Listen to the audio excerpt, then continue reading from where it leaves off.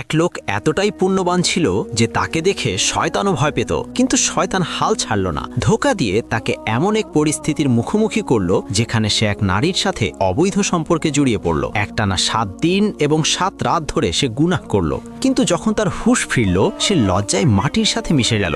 বুক ফাটা আর্তনাদ আর তওবা নিয়ে সে বাড়ি ছেড়ে বেরিয়ে পড়ল। ঘুরতে ঘুরতে সে এক মুসাফিরখানায় এসে আশ্রয় নিল।